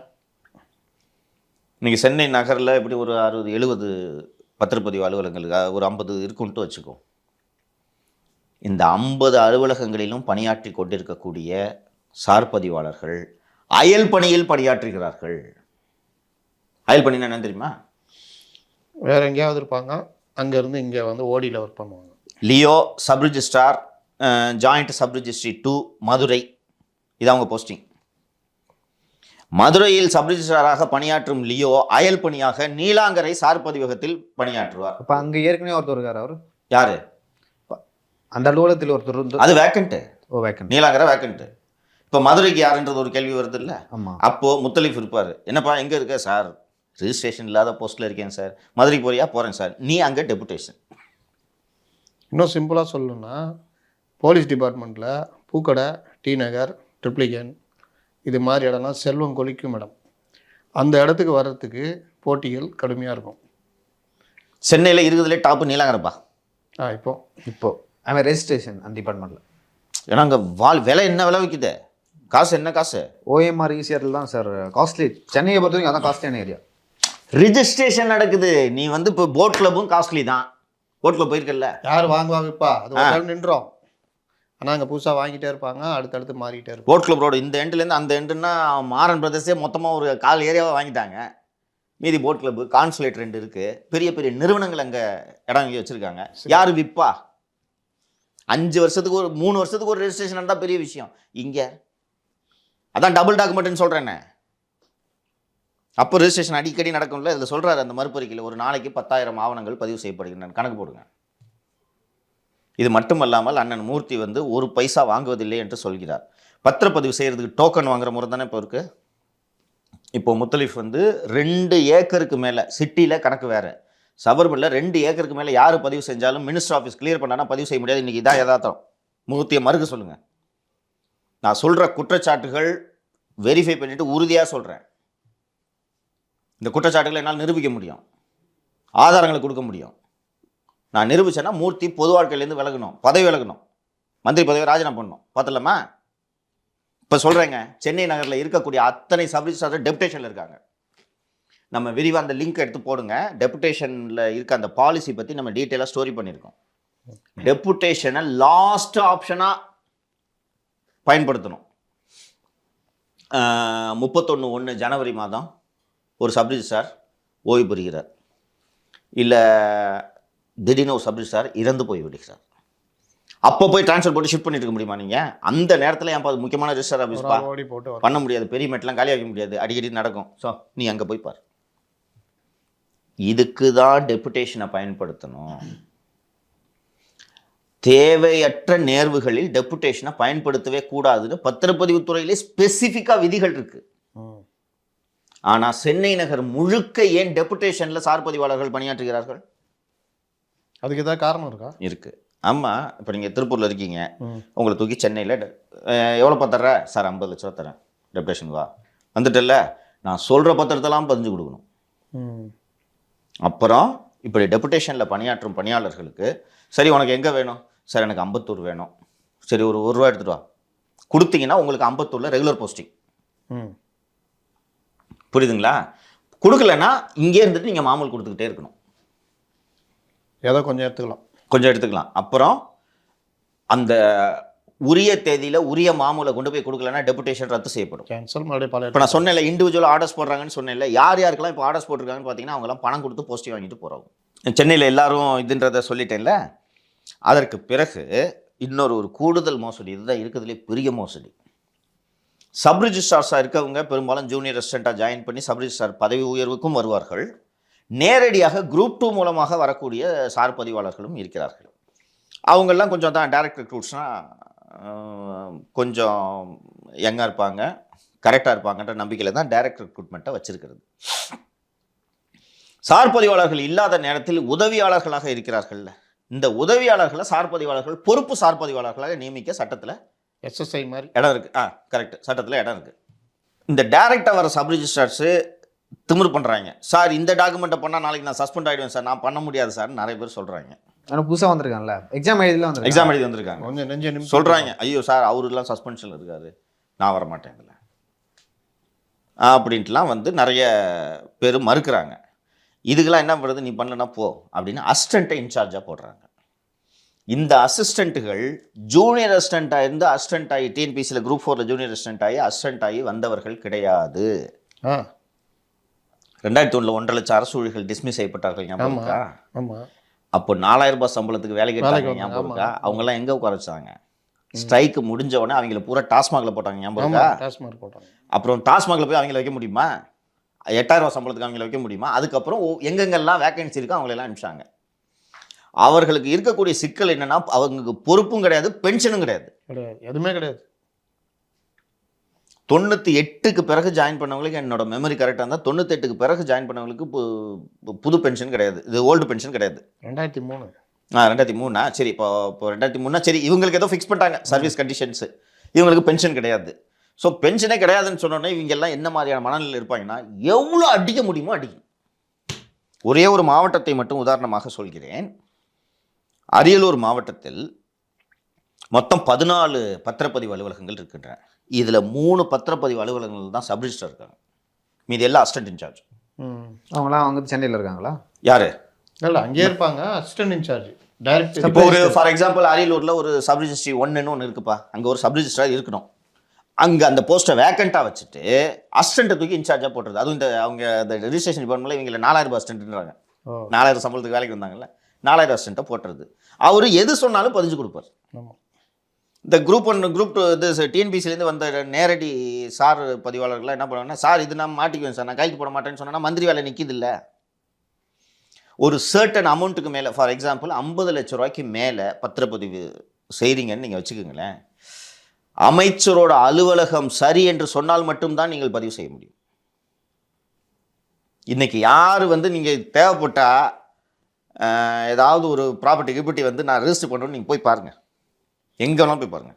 ஆர்டிஓ ஆஃபீஸில் லைசன்ஸ் எடுக்கிறதே அப்படி தான், புரோக்கர்லாம் நடக்குது. சென்ட்ரலைஸ்ட் ஆயிடுச்சுன்னு சொல்கிறீங்க? சென்ட்ரலைஸ் ஆகிடுச்சு.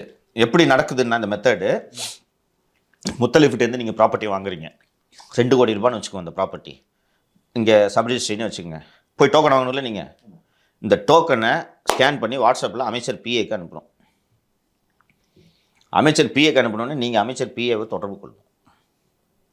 அவங்க இவ்வளோ ரேட்டுன்னு சொல்லுவாங்க. இதை நீங்கள் அங்கே கொடுத்த பிறகு தான் இங்கே உங்கள் டோக்கன் எடுத்து பதிவு பண்ணுவாங்க. அமைச்சர் சொல்கிறார்ல, பகுமானமா கேஷ் டிரான்சாக்ஷன் எதுவும் கிடையாது, பத்திரப்பதிவு அலுவலகத்தில் நாங்கள் வந்து வெறும் டிஜிட்டல் டிரான்சாக்ஷன் கொண்டு வாங்க, உள்ள இதுவே கிடையாது. நீ தான் துட்டு அமைச்சர் பிஏ ஆஃபீஸில் வாங்கிக்கிறீங்க, அங்கே எதுக்கு துட்டு எடுத்துன்னு போகிறான்? இங்கே ஆஃபீஸில் டோக்கன் கரெக்டாக தானே சொல்லிக்கிறாரு. சார் நான் பே பண்ணலாம். ஓ அங்கே கேஷ் இல்லை. ஆமாம், டோக்கன் டிரான்சாக்ஷன் தான் நடக்குதுன்றாரு.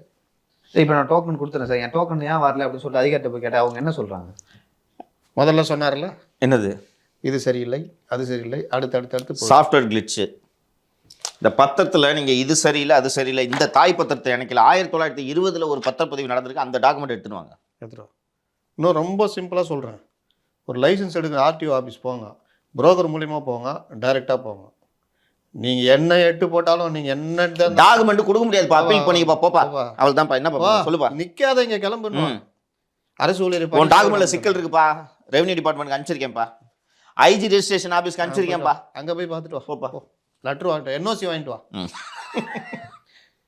அங்கே போய் என்ஓசி கேட்டாங்க, யார் கேட்டா? இவர் கேட்டார். அதுவும் இல்லை, இந்த பத்திரத்தை பதிவு செய்யக்கூடாதுன்னு யாராவது ஒருத்தனை விட்டு அப்ஜெக்ஷன் போட வைப்பாங்க, என்ன பண்ணுவேன்? என்ன பண்ணுங்க?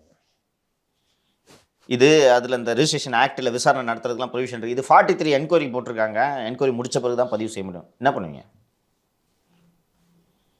அப்போதான் நமக்கே தெரியும் 43 என்கொயரின்னு ஒன்று இருக்கா அப்படின்னு. இன்னைக்கு ஒவ்வொரு ப்ராப்பர்ட்டி தானே வாங்குவாங்க. நாம் என்ன ஒற்றை எழுத்து தொழில் நிறுவனமா டெய்லி 2 பத்திரம் பதிவு பண்ணுறதுக்கு? என்ன ஆகும் அதுக்கப்புறம்? இன்னொன்று முக்கியமான விஷயம், இந்த அசிஸ்டண்ட்டுகளை இன்சார்ஜாக போட்டிருக்காங்கன்னு சொன்னேன்ல, சப் ரிஜிஸ்ட்ரார் பதவிக்கு செல்பவர்கள் அத்தனை பேரும் 2 எக்ஸாம் பாஸ் பண்ணணும். Stamp act and registration act. நான்லாம் இருக்கும்போது எனக்கு அக்கௌண்ட்ஸ் டெஸ்ட்டு, டிஓஎம்னு டிஸ்ட்ரிக்ட் ஆஃபீஸ் மேனுவல், நான் விஜிலன்ஸ் இருந்ததுனால எனக்கு போலீஸ் ஸ்டாண்டிங் ஆர்டர், இந்த 3 எக்ஸாமும் நீங்கள் பாஸ் பண்ணணும். பாஸ் பண்ணால் தான் அடுத்த ப்ரொமோஷனு. இது மாதிரி சப் ரிஜிஸ்ட்ரார் ஆகிறதுக்கு நீங்கள் ஸ்டாம்ப் ஆக்ட் அண்ட் ரெஜிஸ்ட்ரேஷன் ஆக்டில் எக்ஸாம் பாஸ் பண்ணணும். இந்த 4000 அசிஸ்டண்ட்டுங்க யாருமே பாஸ் பண்ணதில்லை. அப்புறம் அந்த பத்திரப்பதிவுலாம் எப்படி செல்லும்?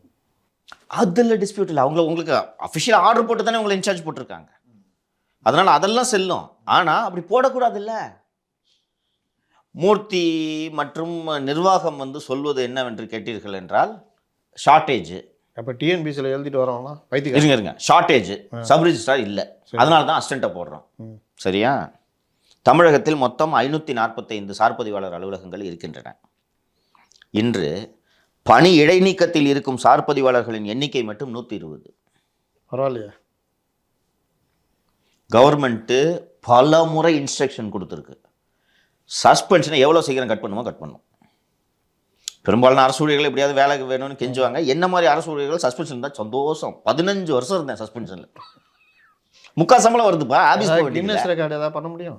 எனக்கு தெரியல, போட்டு கேட்டு பாருங்க. அதாவது 3/4 சம்பளம் வருதுங்க, வேலையும் இல்லை. ஸோ கவர்மெண்ட் திருப்பி இன்ஸ்ட்ரக்ஷன் என்ன கொடுக்குன்னா, ஒரு அரசு ஊழியரை நீங்கள் சஸ்பென்ஷனில் வைக்கிறீங்கன்னா தெண்ட சம்பளம் கொடுக்குறீங்கன்றதை மறந்துடாதீங்க. 3 மாதத்துக்குள்ள இது பண்ணுவாங்கல்ல?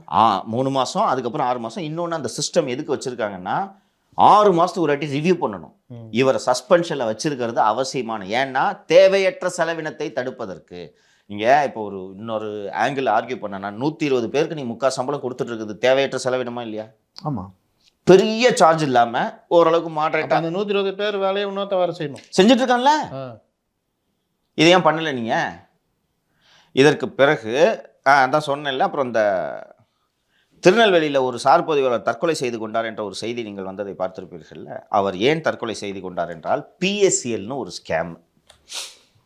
வட இந்தியாவில் 2015ஆம் ஆண்டு மகாராஷ்டிரா மாநிலம் என்று நினைக்கிறேன், பிஎஸ்சிஎல்னு சொல்லிட்டு ஒரு நிறுவனம் சீட்டு கம்பெனிலாம் நடத்தி 1,28,000 கோடி ஒன்றுமே ஏமாற்றிருக்காங்க ஜனங்களை.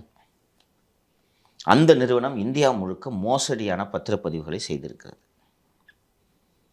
உச்சநீதிமன்றத்திற்கு இந்த வழக்கு சென்ற போது உச்சநீதிமன்றம் இந்த நிறுவனம் பதிவு செய்த பத்திரங்கள் செல்லாதுன்னு ஜஸ்டிஸ் லோதா தலைமையில் ஒரு கமிட்டி போட்டு உத்தரவு போட்டாங்க. இது எல்லாருக்கும் கம்யூனிகேட் ஆகி யாரெல்லாம் பிஎஸ்சிஎல் லேண்டை பதிவு செஞ்சாங்களோ அவங்கள பூரா சஸ்பெண்ட் பண்ணிட்டாங்க. இந்த பிஎஸ்சியில் துட்டம் இங்கே தான் பண்ணியிருப்பாங்க, எல்லாம் ஒன்றும் சந்தேகம் வேணாம். பிஎஸ்சிஎல் பத்திரங்களை யாரெல்லாம் பதிவு செஞ்சாங்களோ அவங்களெல்லாம் சஸ்பெண்ட் பண்ணிட்டாங்க. இப்படி பிஎஸ்சிஎல் பத்திரப்பதிவு செய்து சஸ்பெண்ட் ஆன ஒருவர் தான் ஜெயபிரகாஷ், நெல்லையை சேர்ந்தவர். இப்போ சஸ்பெண்ட் ஆகிட்டீங்க நீங்கள், உங்களுக்கு திருப்பி வேலை வேணுமா? இதுக்கு ஒரு அமௌண்ட் எடுத்துகிட்டு போய் மூர்த்திகிட்ட கொடுக்கணும். இப்போ ரிவ்யூலாம் பண்ண மாட்டாங்க.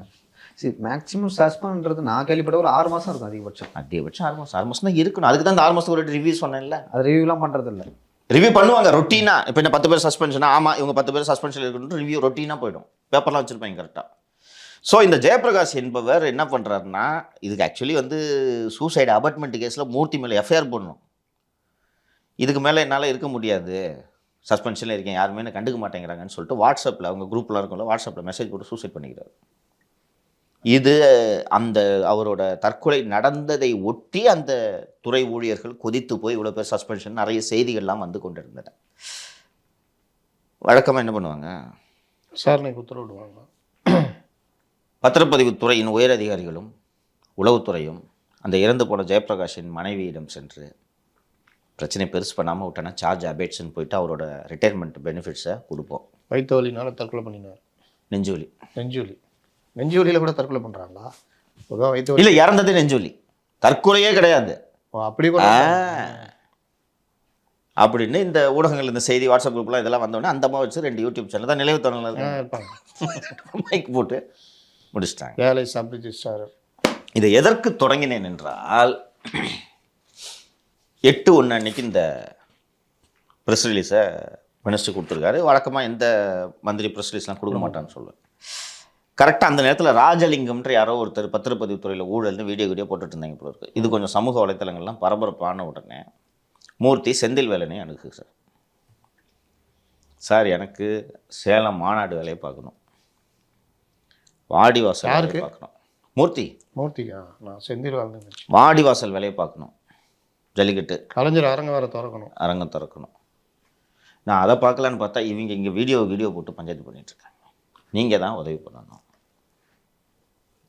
இது மாதிரி ஒரு அறிக்கை ரிப்ளை ஒன்று கொடுத்துட்டு போங்க, இதை மீடியாக்காரங்களை வச்சு போட வச்சிடுறேன், நீங்கள் போய் 10 இது வாடிவாசல் வேலையை பாருங்கள். அதோட நீட்சி தான் இந்த ப்ரெஸ் ரிலீஸ். இதை கொடுத்ததுனால தான் இன்றைக்கி இவ்வளோ விவரங்களை சேர்த்து பேசுகிறேன் நான். சரியா? இப்போ ஏற்கனவே உளவுத்துறை சொன்னேன்னா இதுக்கும் உளவுத்துறை, அரசாங்கத்தை இவங்க தான் நடத்திக்கிட்டு இருக்காங்க. ஓகேங்களா?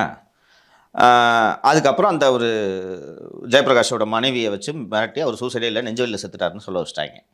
இப்போ நீங்கள் சஸ்பென்ஷனில் இருக்கீங்க. ஸோ பிஎஸ்சிஎல் லேண்டு நீங்கள் பதிவு பண்ணியிருக்கீங்க.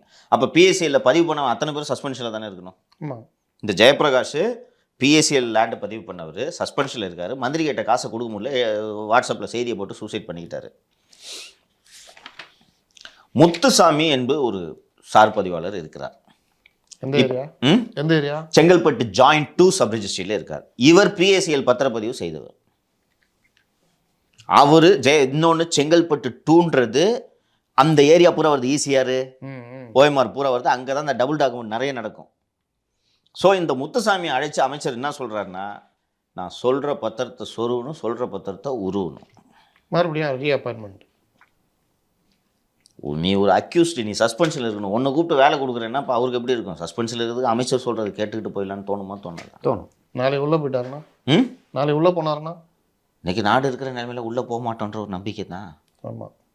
நேற்று தானே நீங்கள் சொன்னீங்க, உள்ளே இருக்கிறவங்களே வெளியில். நேற்று தானே நீங்கள் என்ன சொன்னீங்க, மணல் என்ன பண்ண முடிஞ்சு, நம்மளால் என்ன பண்ண முடிஞ்சு? ஒன்றும் பண்ண முடியும்.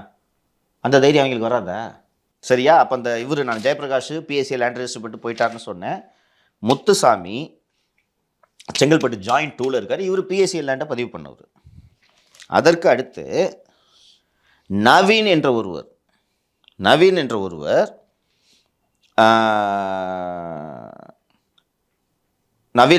பிஎஸ்சி லேண்டை பதிவு பண்ணவர். அவரும் சஸ்பென்ஷன் இருக்கார். அவரை திருப்பி டியூட்டிக்கு எடுத்து சார் பதிவகம் ஊட்டியில் சார் பதிவகத்தில் போஸ்டிங் போட்டுட்டு டெபுடேஷன் ஆட்டு கோயம்புத்தூர். இப்போ கோயம்புத்தூரில் டெபுடேஷன் போட்ட பிறகு அவரை கொண்டு போய் சைதாப்பேட்டை ஜாயிண்ட் 2ல் போடுறாங்க. யார்? நவீனியா? நவீன. ஊட்டியில் posting, deputation at Coimbatore, again deputation at Saidapet joint 2. But Saidapet joint 2ல் தான் அந்த ஏற்கனவே நம்ம அந்த திருட்டு டாக்குமெண்ட் சொன்னோம்ல, அவங்க இருக்கும்போது இவரால் சைன் பண்ண முடியாது. அதனால் இப்போது நவீன் இருப்பது திருப்போரூரில் தான் மிக அதிகமான டாக்குமெண்ட் ஃபோர்ஜரி நடக்குது. ஏன்னா அந்த இடம் வந்து கொஞ்சம் சதுப்பு நிலம், அந்த சதுப்பு நிலம் இல்லை, என்னன்னா அது வந்து எப்படி சொல்றது சார், புறம்போக்கு நிலம் வந்து அந்த இடத்த அதிகம். புறம்போக்கு நிலம் மட்டும் இல்லை இல்லையோ, அந்த திருப்பூர்ல தான் டெவலப்பிங் ஏரியா, அங்கே தான் இந்த இண்டஸ்ட்ரீஸ் வருது. சபப்ஸ் இல்லை இல்லை, டெவலப்பிங் ஏரியா இல்லை, ஆக்சுவலாக உங்களுக்கு சிறுசேரி வரைக்கும் வந்து டெவலப் ஆயிடுச்சு. அதுக்கு அடுத்த ரெஜிஸ்டர் பண்றாங்க. அப்ப அங்க ரெஜிஸ்ட்ரேஷன் நிறைய நடக்கும். ஆமா கரெக்டா? அப்போ அங்க அனாதை நிலம் இருக்கும்ல, கோயில் ஒரு 50 வருஷத்துக்கு முன்னாடி வாங்கி போட்டுட்டு சிங்கப்பூர்ல இருப்பான், வாரிசுகள் இருக்காது, அந்த நிலத்துல டபுள் டாக்குமெண்ட் பண்றாங்கல்ல, அது என்னது அந்த அம்மா பேரு யுவான் மேரி. பல யுவான் மேரிகளை உருவாக்குவதற்கு திருப்பூர் சார் பதிவகம் உதவும் என்பதால் தான் இப்போ அந்த நவீன அங்க வேலை செய்யறாரு. இவரும் பிஎஸ்சிஎல். நான் கேட்குறேன், ஏன் ஜெயபிரகாஷ் மட்டும் சூசைட் பண்ணிட்டு சாகணும்? அவன் என்ன பாவம் பண்ணா?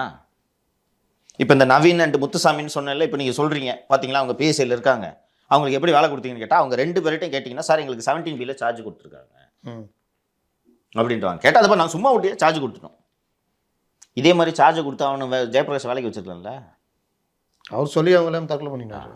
ரைட்டு. இப்போது நீங்கள் போய் அண்ணன் மூர்த்திக்கிட்ட கேட்குறீங்க, சார் அண்ணன் எனக்கு சைதாப்பேட்டை போடுங்க, பெரியமேடு போடுங்க, விருகம்பாக்கம் போடுங்க அப்படின்னு கேட்குறீங்க. இடத்துக்கு தகுந்த மாதிரி மாறும்னு சொன்னேன். மினிமம் 50, ₹1 வரைக்கும் வாங்குறாரு. இப்போ உங்கள்கிட்ட காசு இல்லை, என்ன பண்ணுவீங்க? இதை மந்திரி தான் என்ன பண்ணுவார்? ஏதாவது செஞ்சு கொடுத்துட்டு கழிச்சுக்குவாங்களா? இந்த கணக்கெல்லாம் நடக்காது. நீ நாளைக்கு கொடுக்காம போயிட்டேன்னா கையில் காசு வை முதல்ல. கையில் காசு வாயில தோசை.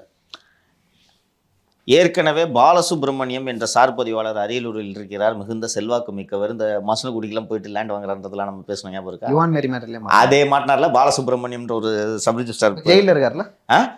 அவர் ஜெயிலில் இல்லைப்பா, இனிமேல் தான் அனுப்பணும் நம்ம. ஓ, அவர் சப் ரிஜிஸ்ட்ரார். அவருக்கு சிபாரிசு பண்ணி தான் அவங்கள்ட்ட நிறைய பேர் பேசினாங்க. அவர் வெளில தான் இருக்காரு. அரியலூரில் அட்மின் டிஆர்னு நினைக்கிறேன், டிஸ்ட்ரிக்ட் ரிஜிஸ்ட்ரார் அட்மினும் ஏதோ ஒரு இருக்கார். இப்போ நீங்கள் கேட்குற அண்ணே எனக்கு அது வேணும்னு என்னென்னா ₹1 கொடுப்பான்றார். அண்ணே அவ்வளோ காசு இல்லைன்னு சொன்னால் போய் பாலசுப்ரமணியத்தை பாரு அப்படின்னு சொல்லுவாங்க. பாலசுப்ரமணியத்தை போய் நீங்கள் பார்த்தீங்கன்னா எவ்வளோ கேட்டார் அமைச்சர்? அண்ணே 90 லட்சம் கேட்டார் அப்படின்னோன்னா பாலசுப்ரமணியம் உங்கள் சார்பாக 90 லட்சத்தை அமைச்சரிடம் கொடுத்து விடுவார். நீங்கள் பாலசுப்ரமணியத்துக்கு மாதந்தோறும் வட்டியோடு பணத்தை திருப்பி தர வேண்டும். வட்டி இல்லாத கடை நினச்சேன், வட்டியோடு. ஏன்பா என்னப்பா நாடு எங்கே போய் நிற்குது? நான் வட்டி இல்லாத கடை, மீட்டர் வட்டி போடலன்னு சந்தோஷப்படுங்க. அப்போ இந்த சொல்கிற வேலையும் செஞ்சுக்கணும், ப்ளஸ்ஸு அப்போது நீங்கள் இந்த தவணையை கட்டணும். அது போக எந்த பத்திரத்தை சொன்னாலும் பதிவு செஞ்சு தரணும். நீங்களும் சம்பாதிச்சிக்கணும், அதில் வட்டி கட்டிக்கணும். அதில் வட்டி கட்டிக்கணும். இது ஒரு ஸ்டேஜில் இந்த பேராசையில் இவங்களும் இதெல்லாம் பண்ணுறாங்க, பண்ணிட்டு போஸ்டிங் வாங்கினவங்களாம் இருக்காங்க. பாலசுப்ரமணியத்துக்கு கடன் தவணை கட்டணும். அண்டு வந்து உங்கள் அந்த இடத்துல மாற்றாமல் இருக்குது, வருஷத்துக்கு ஒரு வாட்டி டாப் அப் அமௌண்ட், அதுக்கு பேர். இப்போ நீங்கள் ஜனவரியில் ஜாயின் பண்ணுறீங்க, டிசம்பரில் கூப்பிட்டு கேட்பாங்க, என்னப்பா திருப்பூரில் இருக்கியா போறியா? அண்ணே நான் இங்கே இருந்துறேன், டாப் அப் பண்ணு. அந்த காலத்தில் செல்ஃபோனுக்கு பண்ணுவாங்க டாப் அப். டாப் அப் பண்ணு. ஸோ இந்த டாப் அப் சிஸ்டத்தெல்லாம் இருக்குது. அதனால் உங்களை ட்ரான்ஸ்ஃபர் பண்ணிட்டு வாங்கன்ட்டு. ஸோ இவர் பாலசுப்ரமணியம், இவர் மந்திரியே சொல்கிறாரு பாலசுப்ரமணியத்தை போய் பாரு அப்படின்ட்டு. அவருக்கு வேலை தான் அரியலூர், இங்கே தான் சுற்றின்னு இருப்பார். அவரை மந்திரிக்கு ரொம்ப பிடிக்குது. என்னென்னா இவ எவ்வளோ வசதியாக இருக்கு, அண்ணே ட்ரான்ஸ்ஃபர் காசு இல்லைன்னா அவரை போய் பாரு, உங்களுக்கு பணம் வந்துடுது. இங்கே அறிக்கை விட்டுக்கலாம், தைரியமாக கொடுக்கலாம்ல. 5 பைசா வாங்கினா காட்டி கொடுத்துருங்க, அவங்கள்ட்ட சொல்லுங்கள், இவங்ககிட்ட சொல்லுங்கள் அப்படி. இவ்வளோ பெரிய பூசணிக்காயை சோத்தில் மறைக்க ட்ரை பண்ணுறார் மந்திரி. செக்ரட்டரி, ஐஜி ஆஃப் ரெஜிஸ்ட்ரேஷன் உட்பட. இதுக்கு முன்னாடி இருந்த சிவனருள் ஓரளவுக்கு ரெசிஸ்ட் பண்ணிட்டு இருந்தார். சிவனருள் ரெசிஸ்ட் பண்ணுறாருன்றதுனால தான் சிவனருளை மாற்றி விட்டு ஆலிவர் தன்ராஜ் என்ற, ஆலிவர் பொன்ராஜோ தன்ராஜோ, தஞ்சாவூரில் கலெக்டராக இருந்தார், அவரை இப்போது ஐஜி ஆஃப் ரெஜிஸ்ட்ரேஷனை போட்டிருக்காங்க. இவர் எதை சொன்னாலும் கையெழுத்து போடுறார். இது போல் மிகப்பெரிய மோசடி பரந்தூரில் நடைபெற்றிருக்கிறது. அது தனி ஸ்டோரி. ஏன்னா இது இப்போ நம்ம பேசின உடனே அண்ணன் மூர்த்தி வாடிவாசல் வேலையை பார்க்குறத விட இது தான் கிதக்குன்னு இருக்கும். இப்போது அந்த ராஜலிங்கமாக யாரோ ஒருத்தரை பற்றி போய் அமைச்சர் உளவுத்துறையில் புகார் பண்ணார். அவர் என்ன யார்? ராஜலிங்கம். இன்னும் கூப்பிட்டு ஆஃப் பண்ணியிருப்பாங்க. தானே அதுக்கு தானே எதுக்கு உளவுத்துறைக்கு போகிறாங்க? எதுக்கு அன்சுல் மிஸ்ரா உளவுத்துறை சொல்கிறாரு? யாரையாவது வச்சு. இப்போது நேற்று முன்தினமாக நம்ம பேசின ஞாபகம் இருக்கா? நம்மள பேச முடியல.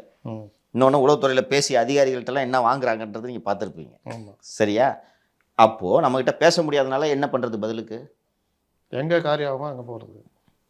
இந்த குப்பை தொட்டி பிரியாணின்னு ஒரு சில ஊமைகள்லாம் சொல்லுவாங்க. அது தனிங்க. அவங்க கிட்ட உளவுத்துறை சொல்ற அசைன்மெண்ட் டீம் அவங்க கிட்ட சொன்னா அவங்க கர கர கர கர கரன்னு கத்திக்கிட்டு இவர் இப்படி இவருக்கு எப்படி கார் வந்தது, காருக்கு எப்படி டீசல் போடுகிறார், காற்று ஏன் இப்படி அடிக்கிறார், உள்ளாடைகளை எங்கே வாங்குகிறார். அவங்களாம் பாவம் அப்படியே ரோட்டில் நடந்து. இல்லை யாரோ ஒருத்தவங்க பேசுனாங்க, இவங்களாம் போட்ட சட்டையே திரும்பி போகிறது இல்லை இந்த அது இவருக்கு சொன்னாங்க. இவருக்கு சொன்னாங்க ஒரு தடவை போட்ட சட்டை இன்னொரு தடவை போட மாட்டேன். ஆமாம் போடல, நான் சட்டை வாங்குறேன் போட்டுக்கிறேன். உனக்கு என்னடா வந்துச்சு? ஏங்க நம்ம இந்த ஒரு வருஷமாக நான் நேற்று தான் ஏதோ எடுத்து பார்த்துட்டு இருந்தேன். நல்ல அரசியலாட்டிலே எவ்வளோ விஷயங்களை எக்ஸ்போஸ் பண்ணியிருக்கோம். இதை தானே பண்ணணும் ஒரு ஊடகவியலாளர். இப்போ நாம்ளே இப்போ ஒரு நிமிஷம் முத்தலீஃபு, நமக்கு வந்து திரைத்துறையில் இருக்கக்கூடிய கிளுகிழப்பு செய்திகள் கிடைக்காது ஏராளமாக நிறையா கிடைக்கும். அதை ஒரு 10 அரட்டையில் எக்ஸ்க்ளூசிவாக கிடைக்கும். அவ்வளோ கிடைக்கும். அதை வந்து ஒரு படத்தை போட்டு தம்ப்நெயில் வச்சோன்னா நம்ம வீடியோஸ் நல்லா ஓடும், நல்லா போகும், லேக்ஸில் போகும். அது ஒரு குழப்பா. அதை பண்ணுறதுக்காக நம்ம எல்லோரும் ஒன்றா கூடி இங்கே ஒரு மீடியாவை நடத்திட்டு இருக்கோம். அதையும் மக்கள் பார்ப்பாங்க, அதில் சந்தேகம் இல்லை. ஆனால் நாம் அதை மக்களுக்கு கொடுக்கலாமா? நம்மளை நியூஸ்க்காக கன்சியூம் பண்ணுறோம்.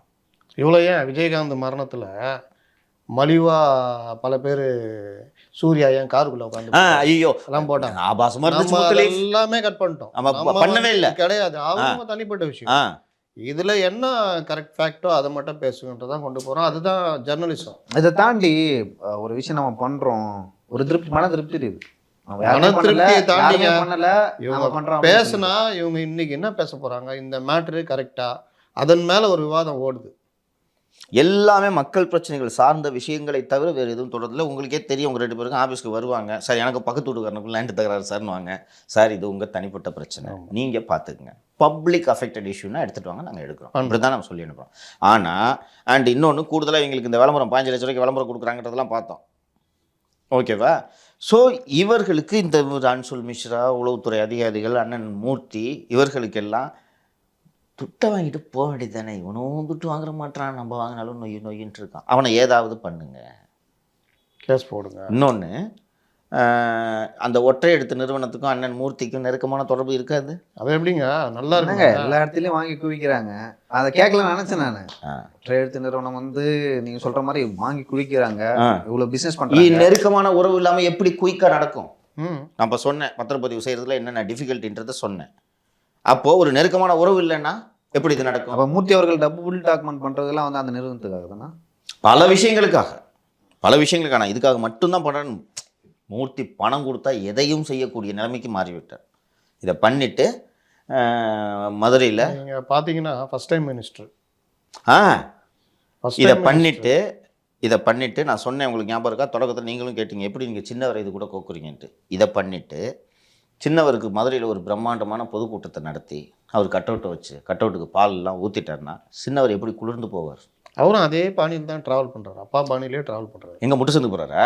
ஆமாம், அவர் அப்பா போயிட்டாரு. இல்லை புகழ்ந்தான் இந்த மாதிரி பண்ணால் அது ஓகே. இல்லை நீங்கள் அதே பாணியில் ட்ராவல் லகுட பாண்டிகளை வச்சுக்கிட்டு அதை பண்ணிக்கிட்டு போகிறது இருக்குல்ல, அது இருக்குது, சப்ஜெக்ட் இருக்குது, அது அடுத்ததில் பேசுவோம். அவரும் அந்த பாணியில் போகிறாரு, அதான் பிரச்சனை. ஸோ இது எங்கே போய் முடியுது அப்படின்றதெல்லாம் பார்க்குறோம். ஸோ இப்போது நாம் வாயை மூடுவதனால் ஜெய்ஸ்கோயல் நிறுவனத்துக்கு மகிழ்ச்சியா, மூர்த்திக்கு மகிழ்ச்சியா, சின்னவருக்கு மகிழ்ச்சியா, அதிகாரிகளுக்கு மகிழ்ச்சியா, உளவுத்துறைக்கு மகிழ்ச்சியா? பெரும் மகிழ்ச்சி. இதுதான் இவர்களின் நோக்கம். சரிங்களா? எப்படியாவது சைலன்ஸ் பண்ணிடணும். இவ்வளோ நாள் எல்லா மீடியா விளம்பரத்தை வாங்கிக்கிறான், யூடியூப் சேனல் நடத்தணும், 15 லட்ச ரூபா கொடுத்துட்டு குளோபல் இன்வெஸ்டர்ஸ் மீட்டு விளம்பரம் போடியானா போட்டுட்டு சந்தோஷமாக இருங்க. இவனை திட்டுறான் விளம்பரம் கொடுத்தாலும் திட்டு பக்கத்தில் சொன்னாலும் கேட்குறானே அப்படிம்பாங்க. இவனும் கேட்க மாட்டேங்கிறாங்களே. இவனுக்கு என்ன பிரச்சனை? எல்லாருக்கும் தொல்லையாக இருக்கிறோம்ல. ஒரு டிபார்ட்மெண்ட்டில் எடுத்து பேசிகிட்டு இருக்கோம்ல, எவ்வளோ ஃபோன் வருது, ஸ்டோரி அது போடாதுன்ட்டு வருதா பார்க்குறீங்களா? குளோபல் இன்வெஸ்டர் மீட்னோடனே ஒரு தகவல் சொல்கிறேன். குஜராத்தில் 10லேருந்து 12 நடக்குது. நீங்கள் பார்த்தீங்கன்னா உலக நாடுகளின் தலைவர்கள் வந்திருக்காங்க, அது பிரதமர் அதுக்கு போயிருக்காரு. இன்வெஸ்டரும் அந்த இன்வெஸ்ட்மெண்ட்டும் அமௌண்ட்டும் அதிகம். தேவையில்லாமல் பேசாதீங்க முத்தலீஃபு. ஆண்ட்ரியா வந்தாங்களா? இல்லை, அவங்களாம் வரமாட்டாங்க. வாய் மூடுங்க முடிப்பா. இன்னொரு விஷயம் சொல்லிடுறாங்கல்ல, நீங்கள் ரிப்போர்ட்டர்ஸ் மட்டும் அங்கே போகல, எடிட்டர்ஸும் நேரம் அங்கே போய் பண்ணுறாங்க. எஜமான விசேஷமாக எடிட்டர்ஸும் போய் அங்கே ரிப்போர்ட்டிங் எடுக்கிறாங்க. அந்த அளவுக்குலாம் அங்கே நடந்து. ஒரு விஷயம் வந்து நாம் இந்த காலகட்டத்தில் புரிஞ்சுக்கணும் முத்தலே, தெலுங்கானா நிறைய இண்டஸ்ட்ரீஸை வர வச்சு ஒத்துக்கிறீங்களா? ஒத்துக்கிறீங்களா? கியா அங்கே தான் போச்சு. ம்? கியா அங்கே போச்சு. கியா நம்ம ஊர்லேருந்து போச்சு. கியா இப்போ குஜராத்தில் கியா இண்டஸ்ட்ரி தொடங்குறான். கொபெல்கோ நிறைய போயிருக்கு. ஜேசிபி கூட அங்கே தான் இருக்கு. நீங்கள் சிறப்பான சட்டம் ஒழுங்கு, அஃப்கோர்ஸ் கம்மி விலையில் மின் கட்டணம், தண்ணீர், work force and transit, land transit, இதை நீங்கள் தனியாக பண்ணீங்கன்னா எல்லா முதலாளியும் வருவான். முத்தலீஃபை உனக்கு என்ன வேணும்? நீங்கள் ஒரு இண்டஸ்ட்ரியலிஸ்ட்டு, உங்களுக்கு லேண்ட் வேணும், சிங்கிள் விண்டோ டப்பு டப்பு டப்பு டப்புன்னு அப்ரூவல் கிடைக்குது. நீங்கள் பாட்டு ப்ரொடக்ஷன் பண்ணிவிட்டு உங்களுக்கு லாபம் கட்டுவீங்க, அரசாங்கத்துக்கு வருமானம், இதானே நடக்கும். நீங்கள் போய் ஆன்ட்ரியாவை கூட்டின்னு வரீங்க. இது செக்கில் ஆட்டிய சுத்தமான உருட்டுன்னு அவங்கள கூப்பிட்டு உட்கார வச்சு நான் மீண்டும் சொல்கிறேன், எனக்கு அவங்களை ரொம்ப பிடிக்கும். But what are you doing in global investors meet? அப்புறம் நீங்கள் அந்த வரிசைகள் சொன்னீங்களே, அவன் முதலீடு பண்ணுறவனை கொண்டு போய் 8வது உட்கார வச்சா அவனுக்கு என்ன புரியும்? ஒரு நியூஸ் ஒன்று வந்துருந்துச்சு, உங்களுக்கு வரலன்னு நினைக்கிறேன். குளோபல் இன்வெஸ்டர்ஸ் மீட்டில், சின்னதாக வாட்ஸ்அப்பில் தான் வந்துச்சு எனக்கு. குளோபல் இன்வெஸ்டர்ஸ் மீட்டில் வந்திருந்த பத்திரிகையாளர்களோடு செய்தி விளம்பரத்துறை இயக்குனர் திரு மோகன் அவர்கள் உணவருந்தியதில் பத்திரிகையாளர்கள் பெருமகிழ்ச்சி அடைந்தனர். அவரே நம்ம கூட அவரே அது நான் ரொம்ப இதில் பார்த்துருக்கேன், காவல்துறையோட பார்த்துருக்கேன். ஒரு லெமன் டீ, ஒரு பப்ஸு, சம்சா ஏதாவது கொடுத்தா எவ்வளோ நல்ல அதிகாரி தெரியுமா? எவ்வளோ நல்ல அதிகாரி. அவன் கொடுக்குறது அதுக்கு தானே, அதுக்கு தான் பாக்கெட் காசுலேருந்து கூட வாங்கி கொடுத்துருக்க மாட்டான். எஸ்ஆர் அமௌண்ட்டில் வாங்கிட்டு எஸ்ஆர் அமௌண்ட்டு அது தனி, படாகானாலாம் தனி. அந்த இப்போல்லாம் டிக்கெட்லாம் வேறு எடுத்து கொடுக்குறாங்க, அது தனி. இது சாதாரணமாக ஒரு பண்பாட்டுக்கு போய் உட்காந்து பேசுகிறோன்னா ஒரு டீ கொடுக்குறது. நம்ம நண்பர்களுக்கும் நீங்கள் அங்கேயே வரும்போது, என்ன சார் விளம்பரத்துக்குலாம் 15% வாங்குறீங்களா அப்படின்ட்டு ஒருத்தன் கேட்குறதுல பாருங்க. அதுக்கு தான் இந்த சாப்பாடு உணவருந்தது. இப்போ வந்து ஒரு குறிப்பிட்ட சேனலில் வந்து எப்படி பண்ணுறாங்கன்னா, அமைச்சர்களை கூப்பிட்றதான், சார் உங்கள் மாவட்டத்துக்கு இந்த ரிப்போர்ட்டரை நான் போட்டுறேன் சார், இல்லை யாராவது இருந்தால் சொல்லுங்கள் சார் நான் போடுறேன் சார். அப்புறம் நல்லா வசூலில் ஈடுபடுறான்னா அது தனியாக அந்த எடிட்டருக்கு போயிடுது. உடனே அவனை ஃபிக்ஸ் பண்ணி பார்த்துக்கோ, எல்லாத்தையும் பார்த்து கொடுத்துரு அப்படின்னு. அப்புறம் அந்த மொழி, தமிழ் பேசுகிறதுல தான் தெலுங்கு மொழி சம்மந்தப்பட்ட ஆட்கள் சேர்ந்து அதிகம் பண்ணுறது. இந்த மாதிரிலாம் இன்றைக்கி ஊடகத்தில் போயிட்டுருக்குது. அதனால் டு சம்மிட் அப்பு நம்ம சொல்ல வேண்டியது, இங்கே பாருங்கள், நாம் மக்கள் சார்ந்து மக்கள் பிரச்சனைகளை தான் நம்ம பேசிக்கிட்டு இருக்கோம். இவனுக்காக அவனை விமர்சனம் பண்ணுறது, அவனுக்காக இன்னொருத்தனை விமர்சனம் பண்ணுறதுன்ற வேலையை நம்ம ஒரு நாளும் செய்ததில்லை, என்றும் செய்ய மாட்டோம். ஆனால் நீங்கள் உங்களது மிரட்டலின் மூலமாக, வழக்குகளின் மூலமாக, உங்களது அதிகாரத்தின் மூலமாக உண்மையை பேசுவதை நிறுத்த முடியும், தடுக்க முடியும் என்று நினைத்தீர்கள் என்றால் நீங்கள் தான் மண்ணை கவுவீர்கள். அதை சம்மந்தப்பட்டவங்க எல்லாரும் புரிஞ்சுக்கிட்டோம். அதே மாதிரி இவர்களுக்கு ஆதரவாக வந்துட்டு நீ எங்கேயா போய் சம்பாரிச்சிக்கோ, காலம் நக்கிக்கோ, இவங்களுக்கு ஆதரவாக வந்துட்டு எதிர்த்து போகிறேன்னு இது பண்ணால் நீங்கள் பத்திரிகையில் தானே சொல்கிறீங்க. ஆமாம், ஊருக்கு யார் வந்தாலும் அடிதான் கொடுங்க. சரிங்க சார், தொடர்ந்து வந்து மக்களுக்காக பேசுவோம். எந்த மாதிரியான வழக்குகள் வந்தாலும் வந்து எதிர்கொள்வோம். ரொம்ப நன்றி உங்கள் கருத்துக்கு. நன்றி முத்து.